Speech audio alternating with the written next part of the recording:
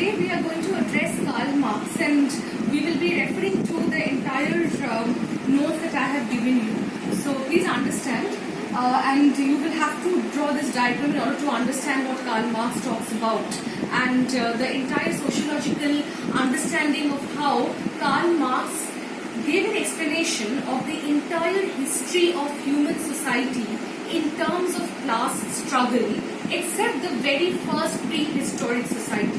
So we will look into two aspects. Number one, the economy on which the society in every historical era rested, and secondly, how it was because of this economic determinism in every historical era that Karl Marx talks about, which gave way to historical materialism, that is a class struggle on the basis of the have and the have-nots in every historical era. So we are going to address the entire construct of Karl Marx's understanding of the history of human society through the economic lens. Okay, and that is why you will find Karl Marx in economics as well.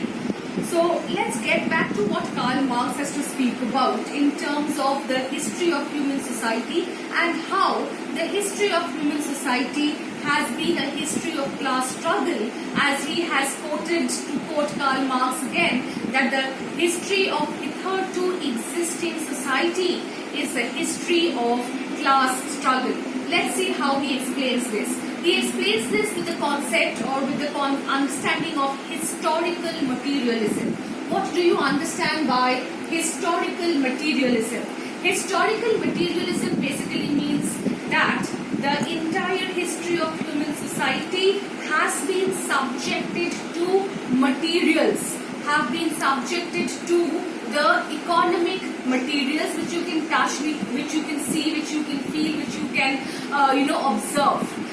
And in this entire historical materialism, we see that it is basically a power struggle of having access to or having no access to the materials that determined the economy of the particular historical social era.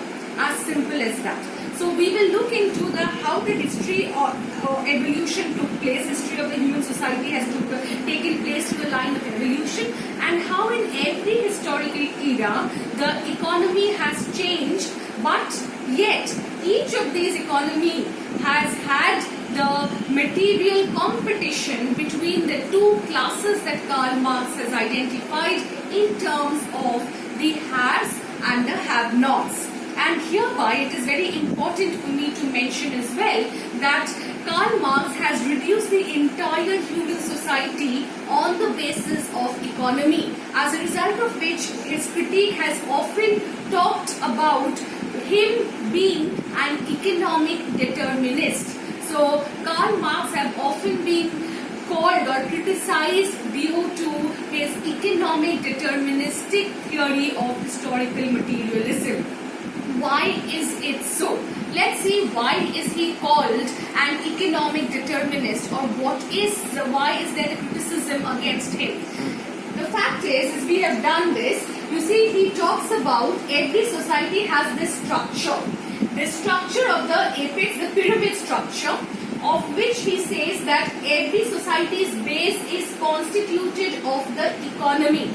And the superstructure is constituted of culture, religion, law, education, polity, etc., etc. What does this mean? This basically means that first, every society gets recognized by the economy, which is defined by the mode of production. And it is in this mode of production which is constituted of the factors and means of production plus the relations of production. Remember, I made you write that equation. Mode of production is equal to means or factors of production plus the relations of production. So every society has its base in terms of economy. Now, how we define economy of the society? The economy of the society is defined by the mode of production. what are the two elements of mode of production? Number one, the factors or means of production, and number two, the relations of production.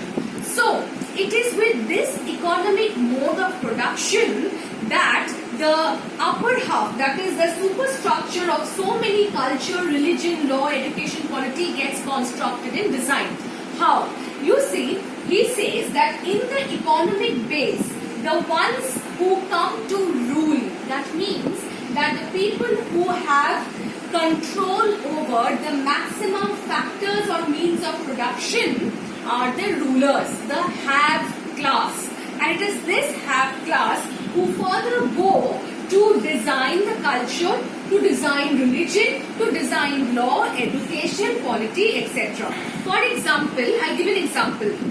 In Britain, the English-speaking people have been mostly the capitalists or the entrepreneurs. Okay, I'm English-speaking people, I mean by which I simply mean that the people who had come to own industry and land immediately after Industrial Revolution. So once they started gaining power in the economy, that is once they became capitalists, they now went in to create or design the law. They went in to design education, how the education system should be. They went in to create and understand what religion should be all about, and then that is how all the superstructural elements of culture, law, religion got constructed. And once it got constructed, which was once again designed by the ruling class, that is the capitalists, they were reinforced on the entire society. So this is how Karl Marx said that religion, education, all of the other aspects except the economic aspect is co-constructed or co-designed by the rulers in the economic realm of every society.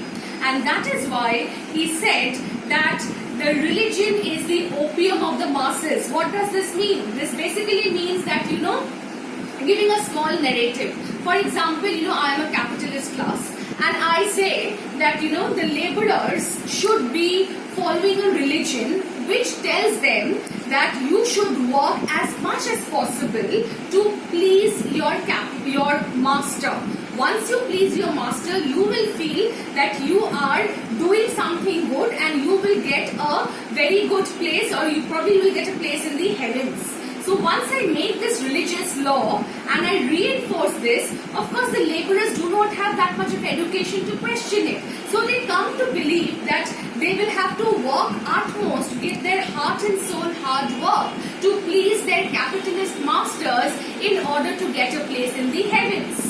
So what does this mean? That I am regulating religion, religious codes, and I'm reinforcing them on the other masses who are not the capitalists, who are the have-nots, and they also get falsely conscious about the fact they come into this consciousness that no, I have to work hard, and at the end of it all, I am profiteering, I am making maximum profit because they are giving their hard work, thinking that it is going to be bring them good in future, and I am getting the benefits out of it. As simple as that. And that is why religion or morality becomes a kind of a opium in the eyes of the masses. So they get intoxicated with every kind of dictates from religion, from education, from law, from culture, which is actually designed by the capitalists. And that is why they get absolutely exploited maximum by the capitalists, because it's an all-round regulation process.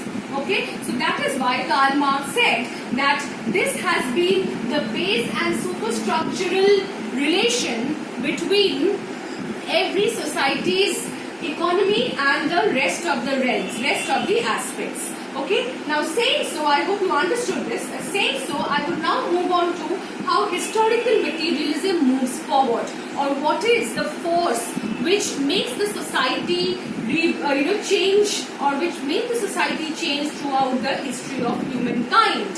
The first one he talks about, let's look into the mode of production, having divided into means of production, means of P I have written, means of production, and relations of P. Relations of P means it is divided two classes, haves and the have-nots. The people who own the means of production would be the haves, the people who work on the means of production would be the have-nots. And this has been shifted over the evolutionary scheme till we reach, or Karl Marx foresaw a communist society. Let's take it up one by one. At the very beginning, towards the onset of the human civilization, Karl Marx said it was a mode of production which was primitive communism. Now, what's primitive communism? Group of people staying together and using their means of production as nature. My teacher gave me this example. Suppose in the very primitive times, when the human beings were almost living in the forest, if one person was hungry, he took an apple from the tree, he had one bite, and other apples were also equally given to the other members of the small society. So there would be no division of class, because all of them had equal access to nature, since they were closely living with nature. So that period which Karl Marx spoke about was known as primitive communism. Communism means community living, and it was completely primitive, and therefore there was no division between haves and the have-nots, as it was an equal, or rather egalitarian society. After which started a new society, a revolution occurred, and a new society got established, which came to be known as the ancient society according to Karl Marx. Now, what is this ancient society? This ancient society was a recognition of the human labor in bringing in profits and in affirming power. So here, the mode of production, the means of production becomes human labor, and people who owned the human labor came to be recognized as the haves. So they were the slave owners, and people who were the slaves themselves were actually the have-not class. Alright, so first time ever in human history, the ancient society was the society which brought in two struggling classes, two dichotomously opposite classes, two dialectically opposite classes of haves and the have-nots, being the human labor having the making human labor as the means of production. People who owned the means of production, that is human labor, were the slave owners and the have class, and people who were giving their labor were the slaves themselves, that is the have-not class. Alright, so this was the second phase in the European society to see the first ever class struggle taking place. After which the ancient society got transferred or changed into or evolved into the feudal society. Now in the feudal society, a new means of production was identified in terms of the land. Land became very important, and land was the means of production. It became the factor of production on which a number of cultivation would take place, agrarian economy would develop, etc., etc. And people who owned therefore this land came to be identified as the have class, which is the feudal lord, and the have-nots, who were the serfs who would work on the land, who would not own the land. As a result of which, once again, we see in the third era of the human history, according to Karl Marx, there was a class struggle between the haves and the have-nots, depending on who owned the means of production, that is the land. The people who owned the means of production were the feudal lords, the have class, and people who worked on the land were the serfs, that is the have-not class. After that, after feudal society, as you all know, there was a shift to the society evolved into the capitalist society. And in this capitalist society, what were the means of production? The means of production was not only land, mind you, it was land, capital, industry, machinery, and factories. So all these emerged after the Industrial Revolution as the means of production, and people who would own these means of production would be the entrepreneurs or the capitalists or the bourgeois, thus giving or constituting the have class, and people who could not own these means of production were the have-nots, who were the proletariat or the laborers. Alright, so the capitalist society which Karl Marx was living in was identified in terms of the two classes who owned the means of production in terms of the land, industry, factory, machine. So if I am having a land on which I make an industry in which I buy a number of machines and then I hire laborers to work in that factory and industry, I become a capitalist and I become a have class. And the people who are working in the factories, they do not own anything, as a result of which they become the have-not class, the proletariat in the capitalist society. Alright, so Karl Marx had lived this long to see the capitalist society.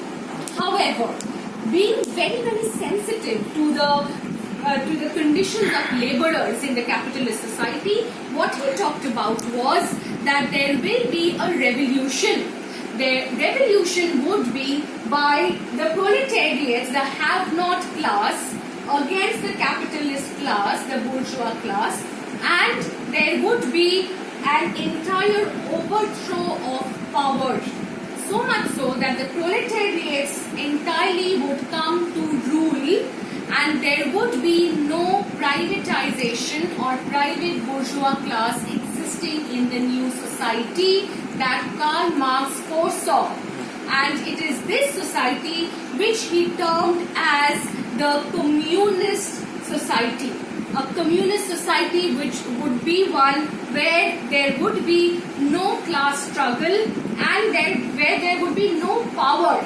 Absolutely. So communist society, according to Karl Marx, is a land, capital, everything would be there, but it would be equally accessible to everyone. So it is a society following the utmost egalitarian principle, and it is this particular society which will be a stateless and classless society.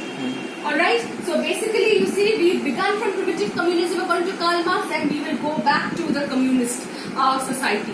However, people have this question of what is socialism then? Now socialism is basically a mid-term transition period between the capitalist society and the communist society. You see, I've given a small bracket over here, socialist society, socialism. Now socialism would be a society where there would be no private ownership, but the state would become the controlling, regulating and the ruling body to distribute the resources equally. Once the resources have been distributed equally, the state would stop to exist and everyone will be having their own egalitarian access or equal access to the resources distributed. So it will give way to the communist society, which will be a stateless society. Alright, so this is what Karl Marx have spoken about. So now do you understand what's the difference between socialism and communism? Socialism is a state which would be a body. They have given the body, I mean Karl Marx identified a revolution happening where the laborers, the proletariats would be giving way to a government, and this government, which he termed as a state, would be see to the fact that every individual in the society would have equal access to the resources, the material resources, and along with that, they will be sure that they would not rule over for long. So this party or this government who would first make sure that everyone gets their equal access would now stop to exist, and a communist society would be formed, which is a stateless and a classless society of egalitarianism. Of course, there are a number of debates regarding the communist society which Karl Marx talks about, because as you can understand, it's a completely utopian idea. Okay, one can't exist in a communist society, and the various kinds of communism and socialism that are existing in Russia, that were existing in Russia and in any other parts of the country, were actually kind of a withdrawal of this stateless society, because in today's world there is no society which is stateless. Every society has a government of its own. Alright, so what they borrow is, they borrow the classless one, they borrow no private ownership as two facets, and they call it to be a communist society. For example, even in Vietnam, in North Korea, wherever they practice communism, they actually follow that there should be no private ownership and the state will be the regulating and controlling body. And then they give it a name of communism. So basically it is a kind of a deviant communism that they practice, or half-hearted communism that they practice, and yet they give the name of communist practice or communism as such, as an ideology that is being practiced in their states. Alright, so this is how Karl Marx has identified how each and every era, except the first era, and the last era, where there would be no class struggle, where there would be no haves and the have-nots, no stratification. Otherwise, the three eras that he spoke about, the ancient giving way to feudal, giving way to capitalist, all these three would be based on the economic mode of production, and which is divided into means of production, relations of production, which gave way to the understanding of the class struggle in every historical, social, human era. Alright, so this is how we come to an end of explaining what is historical materialism. And now we need to understand, in the next half I will talk about what is alienation. I hope this part is clear to you. You can have this diagram jotted down in your copies for further reference. Alright, so thank you. I'll address the questions now.